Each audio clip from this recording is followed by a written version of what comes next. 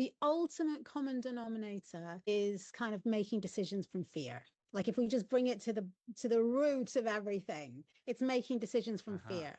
For some people, it might be, that might kind of come across as performance anxiety. For other people, it's like this idea of perfectionism, people pleasing, control, stickler, restless, victim, whatever that kind of outward kind of impression of it, the root behind that is making decisions from fear.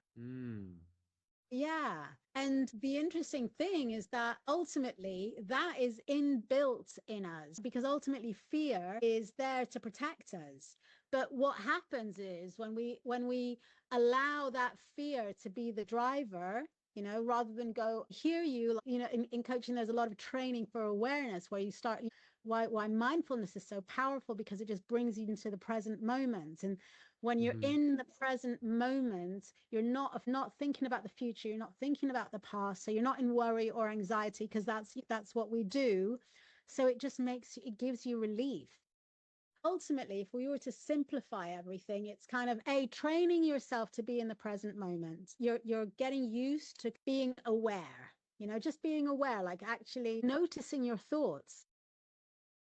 Just kind of recognizing, oh, that's a thought there. Oh, and when you notice that a thought is giving you, as opposed frustration or anger or something like that, you can kind of then look at it and go, it's a message. It's like putting your hand on the hot stove. And that's really important. You need that message. But then you then get a choice after that to keep your hand on the hot stove or take it off and say, great, I've got the message. Now I know what to do. But a lot of the time we don't realize that we've got a choice, and we keep our hand on the hot stove, and so we spiral, and the negative thoughts kind of just take over, and then we can't function properly. It becomes paralyzing. So you get, so you paralyze, or you attack, or you kind of like, it's not as useful. And then you get to decide, right, I get to now, I can see that this is a negative feeling. I've accepted the message. You can have a look around and go, am I truly in danger? Is there a real saber-toothed tiger coming to eat me? Okay, no, there isn't. Then you get to change your state. And you can change your state.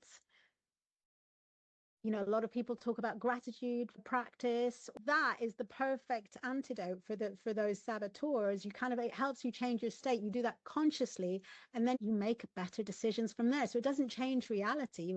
But you've taken away the extra, cloudiness, and you can think a lot more clearly once you've calmed yourself down.